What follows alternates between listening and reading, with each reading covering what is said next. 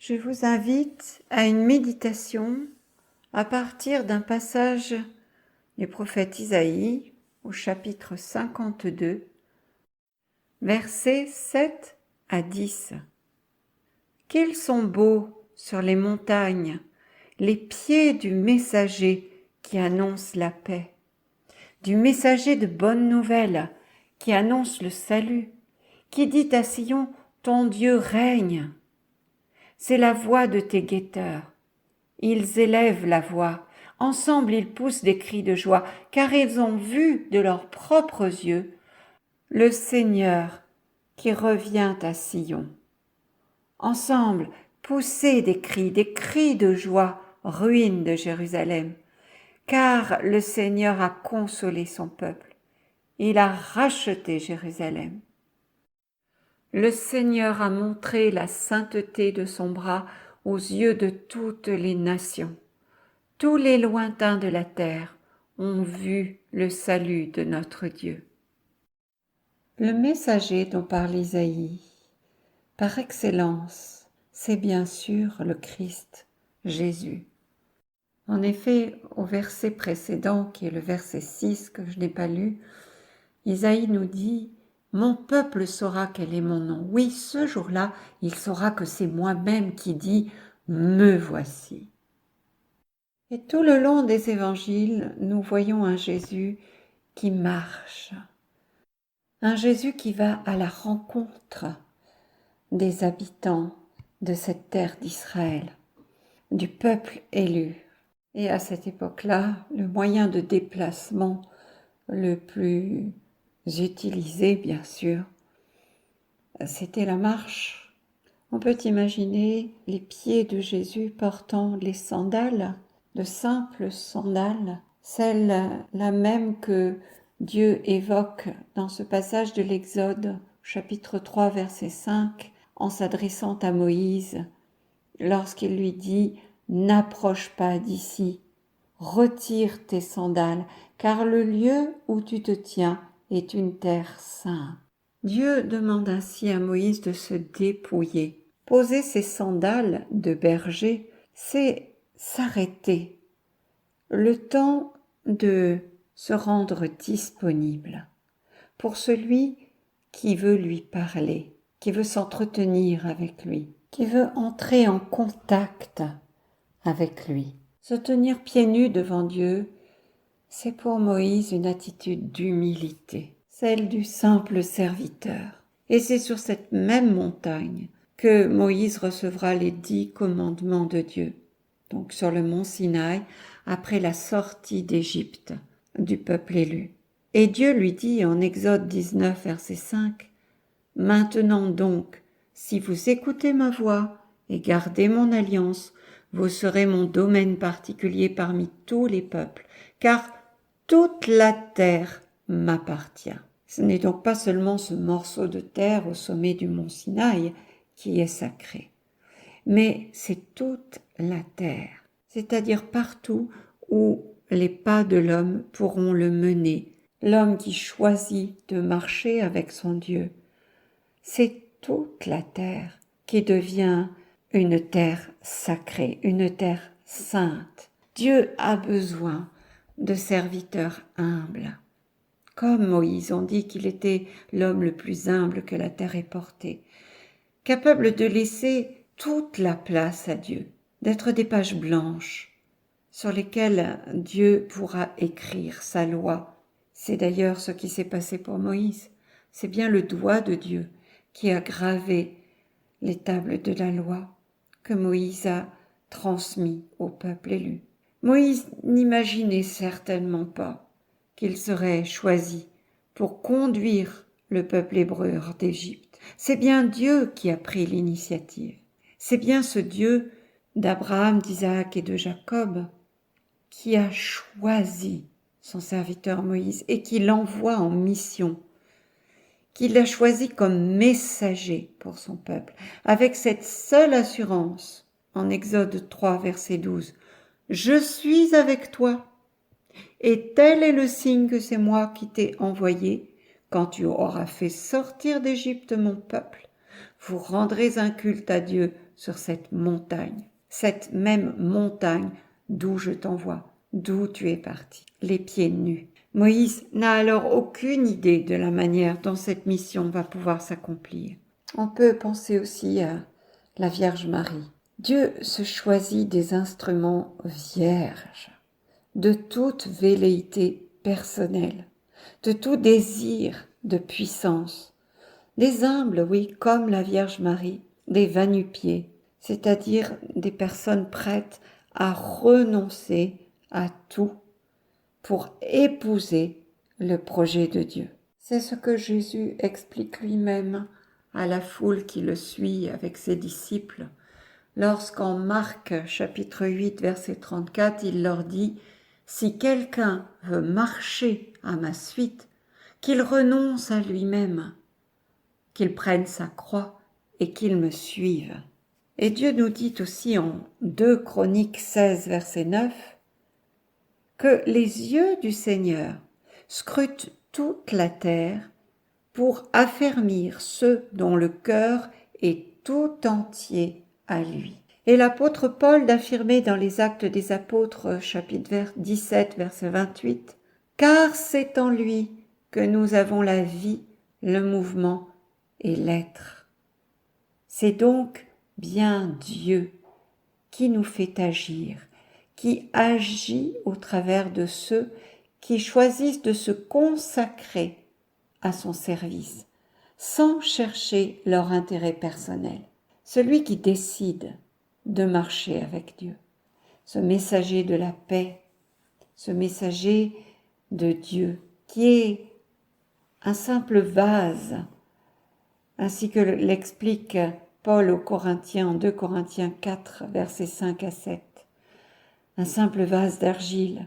Il nous dit, nous ne prêchons pas nous-mêmes, c'est Jésus-Christ le Seigneur que nous prêchons, et nous nous disons vos serviteurs à cause de Jésus, car Dieu a fait briller la lumière dans nos cœurs. Nous portons ce trésor dans des vases de terre, afin que cette puissance soit attribuée à Dieu et non pas à nous. Jésus nous dit aussi en Matthieu, au chapitre 9, verset 17, que Dieu a besoin d'outres neuves pour y verser le vin nouveau qu'il est venu apporter. Il nous dit, on ne met pas du vin nouveau dans de vieilles outres. Autrement, les outres éclatent, le vin se répand et les outres sont perdues, mais on met le vin nouveau dans des outres neuves et le tout se conserve. Le serviteur que Dieu choisit pour être son messager doit avoir un état d'esprit disposé à recevoir ce que Dieu voudra bien lui donner, jour après jour. C'est pour cela que le choix de Dieu peut surprendre. Lorsqu'il choisit David, par exemple, le cadet de 8 frères, pour l'oindre lui comme roi sur Israël. Ou bien encore Joseph, le patriarche, qui du fond de sa prison égyptienne va devenir le bras droit de Pharaon. Et Dieu pourra l'utiliser pour sauver son peuple, à ce poste où il était inimaginable qu'il puisse un jour se trouver. Car rien n'est impossible à Dieu. Lorsqu'il trouve en une personne cette disposition de cœur, d'un cœur prêt et prêt à le suivre partout où il le conduira. Je pense à un autre exemple dans l'Ancien Testament, dans le livre de Ruth, chapitre 1, verset 16. Si vous connaissez l'histoire de Ruth, la Moabite, donc femme étrangère qui avait épousé un juif, et lorsque son mari est décédé, décide de suivre sa belle-mère, plutôt que de retourner dans son pays, dans sa famille, dans sa culture. Ainsi, à sa belle-mère qui lui demande de la quitter, de retourner auprès des siens, Ruth répond « Ne me force pas à t'abandonner et à m'éloigner de toi, car où tu iras, j'irai. Où tu t'arrêteras, je m'arrêterai. Ton peuple sera mon peuple et ton Dieu sera mon Dieu. » Cette femme, Ruth, est prête à marcher sur des chemins qu'elle ne connaît pas, des chemins totalement nouveaux pour elle, un pays totalement nouveau, puisque sa belle-mère veut retourner auprès des siens. Ruth ne connaît rien de ce pays. Le serviteur ou la servante de Dieu, que Dieu envoie comme messager, messagère, doit être prête à assumer une vie organisée par l'Esprit Saint. Il faut avoir un état d'esprit d'un petit enfant. Et d'ailleurs, Jésus, dans l'Évangile, accueille les petits-enfants. Lorsque ses disciples les rabrouent, lui, il les bénit et il les donne même en exemple à ses disciples. En Matthieu 18,3, il leur dit « Je vous le dis en vérité, si vous ne vous convertissez et si vous ne devenez comme les petits-enfants, vous n'entrerez pas dans le royaume des cieux. » En effet, les jeunes enfants sont toujours disponibles pour apprendre de nouvelles choses. Ils apprennent constamment tous les jours. Les enfants font de nouveaux apprentissages. Pour un tout petit, tout est nouveau. Des mots nouveaux, il en apprend tous les jours. La marche, il apprend tous les jours à marcher un peu plus loin, et puis à sauter, et puis à courir, et puis à escalader. Il apprend tous les jours quelque chose de nouveau. La nouveauté, c'est pour un enfant son ordinaire de vie. Je parlais à l'instant de l'apprentissage de la marche. Avez-vous remarqué comme un tout petit qui commence à marcher a du mal à supporter les jolies chaussures que ses parents voudraient bien lui voir porter, et comme facilement et spontanément il les retire pour courir pieds nus dans la maison. À l'époque de Jésus, lorsqu'on arrivait dans une maison, on enlevait ses sandales salies et poussiéreuses, et c'est un esclave qui lavait les pieds de l'invité qui entrait dans la maison. C'est d'ailleurs ce geste de l'esclave que Jésus reprendra lors du dernier repas qu'il prend avec ses disciples, le soir du jeudi saint, leur disant en Jean 13, 14, « Si donc je vous ai lavé les pieds, moi, le Seigneur et le Maître, vous devez aussi vous laver les pieds les uns aux autres. » Nous sommes cet enfant qui apprend à marcher dans la maison de son Père, notre Dieu. La présence de Dieu est notre véritable maison. Alors, je peux poser mes chaussures, celles qui représentent ma vie dans le monde, mon statut au travail, etc. Toutes mes activités du quotidien, ma vie de l'extérieur. Poser mes chaussures, c'est entrer dans la maison du Père comme un petit enfant, disponible à l'apprentissage, à ce que Dieu voudra me montrer, m'apprendre, entrer dans ce recueillement d'une vie intérieure avec Dieu. Les Actes des Apôtres nous décrivent un autre messager de Dieu. Il s'agit de saint Paul. Dans Acte 9, versets 3 et 4, on nous raconte sa conversion sur le chemin de Damas. Comme il était en route et approchait de Damas, soudain, une lumière venant du ciel l'enveloppa de sa clarté. Il fut précipité à terre. Il entendit une voix qui lui disait « Saul, Saul, pourquoi me persécuter ?» Et c'est ce même homme, apôtre Paul, qui, une fois devenu l'apôtre des gentils, s'adressera à la communauté d'Éphèse pour leur dire, en Éphésiens 6, versets 10 à 15, « Revêtez-vous donc de toutes les armes de Dieu, afin de pouvoir tenir ferme contre les ruses du diable. Tenez donc ferme, ayez à vos reins la vérité pour ceinture, revêtez la cuirasse de la justice, mettez pour chaussure à vos pieds le zèle que donne l'évangile de paix. » C'est presque exactement la citation du texte d'Isaïe. Messager de paix, évangile de paix. Ces chaussures que Dieu nous donne à mettre aux pieds, c'est le zèle le zèle du messager à transmettre cet évangile, à le porter au monde. À l'époque de Jésus, retirer sa chaussure était, dans les cérémonies religieuses, une marque de respect. Les prêtres exerçaient pieds nus leur sacerdoce dans le sanctuaire. Aucun Israélite, d'ailleurs, ne devait entrer chaussé dans le temple. Paul, qui nous dit de nous chausser du zèle que donne l'évangile de paix, a été lui-même un apôtre particulièrement zélé. Il est devenu un champion de Dieu pour la conversion des païens, des nations païennes. Comme lui, Dieu a besoin de moi, il a besoin de toi, il a besoin de chacun et chacune. Il cherche un cœur dans lequel il puisse se confier pour sauver ce monde et atteindre ceux qui ont besoin de lui à travers toi, à travers moi. Il nous faut devenir des champions de Dieu. Et vous savez que derrière chaque champion, dans le domaine du sport, il y a toujours un entraîneur. Et ce n'est pas celui-ci que l'on voit agir dans les compétitions. Non, il demeure en retrait. Tandis que le champion court, il le suit du regard, son entraîneur, il l'encourage. Il nous faut marcher sous le regard de notre Dieu, en sachant qu'il est là, à nos côtés, même si nous ne le voyons pas. Il veille sur chacun de nos pas. Ce texte d'Isaïe nous dit qu'ils sont beaux, les pieds de celui qui porte la bonne nouvelle du salut.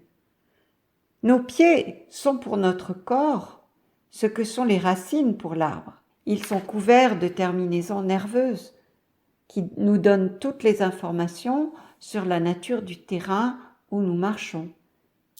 Si, comme Dieu le présente à Moïse, le lieu où nous évoluons est sanctifié par cette présence de Dieu toujours à nos côtés, alors nous nous enracinons en lui. Il nous faut ôter nos semelles du monde qui nous isolent de Dieu pour entrer dans un contact de plus en plus intime où nous déposons des empreintes uniques car chacun, chacune est appelé à déposer son empreinte en ce monde. Et vous avez sûrement déjà contemplé des empreintes de pas sur une plage à la tombée du jour et remarqué qu'elles sont toutes différentes. Ainsi, chacun et chacune en ce monde est appelé à une sainteté unique, tandis que nous marchons avec notre Dieu la marche de la foi dans ce monde. Il m'arrive d'observer des joggeurs ou des marcheurs et j'ai remarqué que chaque personne a une façon tout à fait unique de marcher et de courir. Marcher avec Dieu, ce n'est pas courir après lui, mais sentir qu'à chaque pas, qu'avec foi nous posons, Dieu nous invite à poser le suivant. Le sentir à nos côtés nous donne l'audace de continuer à avancer, même lorsque le chemin devient escarpé ou que le terrain est blessant pour nos pieds. Dans l'histoire des hommes, les hommes ont revendiqué souvent la possession des terres sur lesquelles ils avaient posé le pied en premier.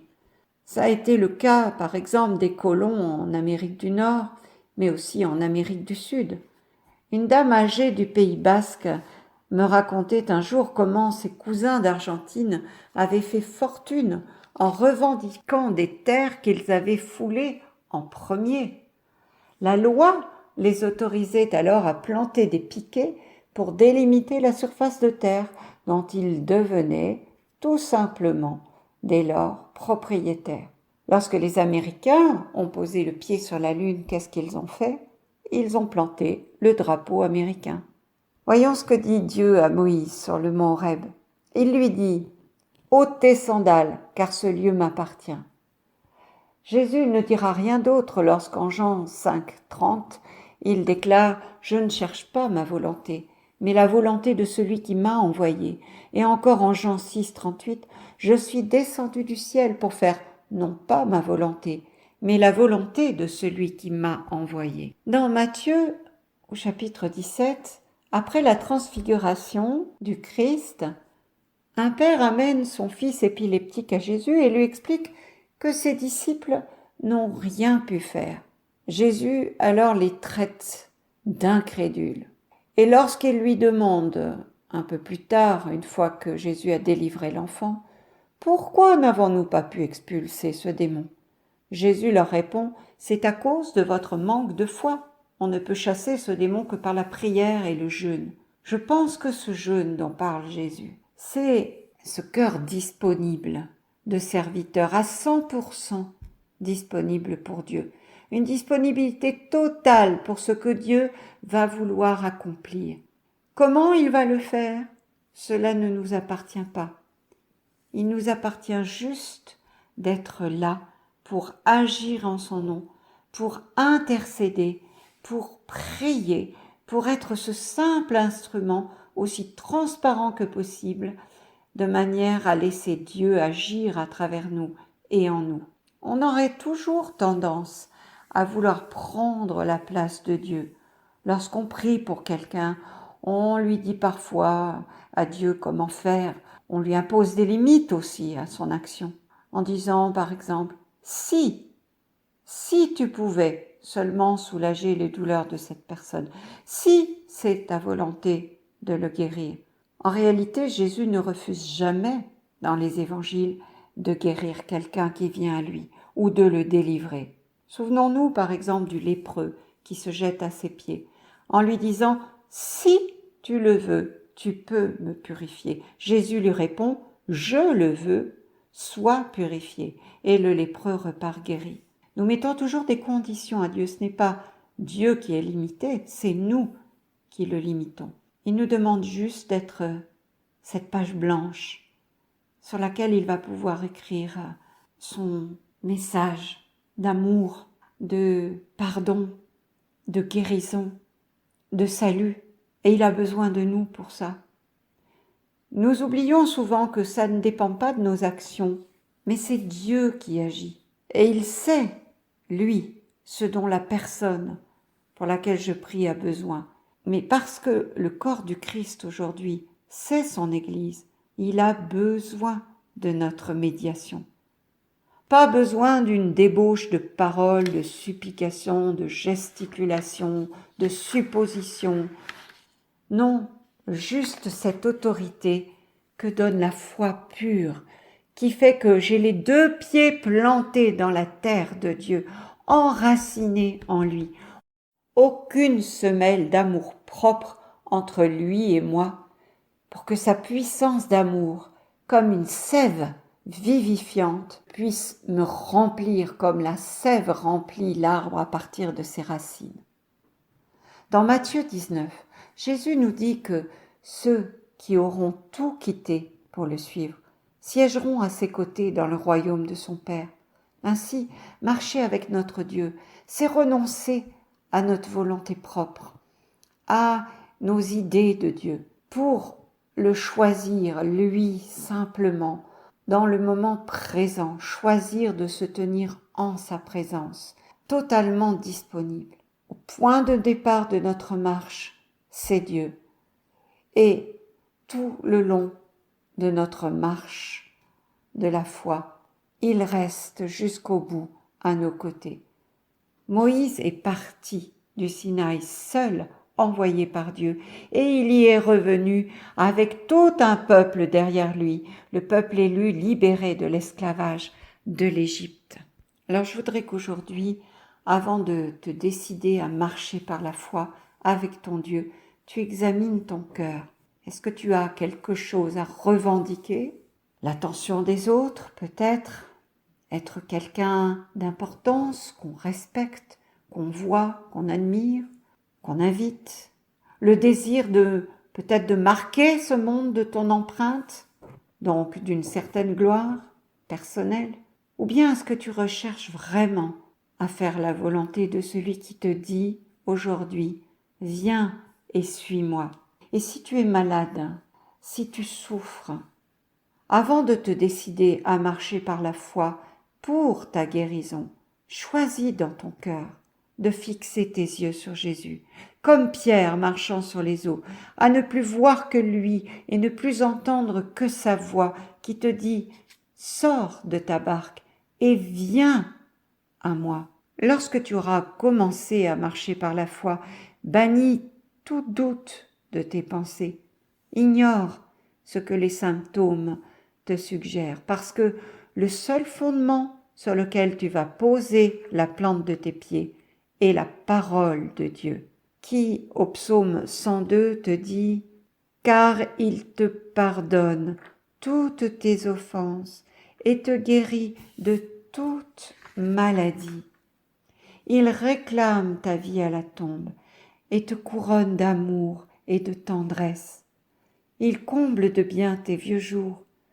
Tu renouvelles comme l'aigle ta jeunesse. » Amen.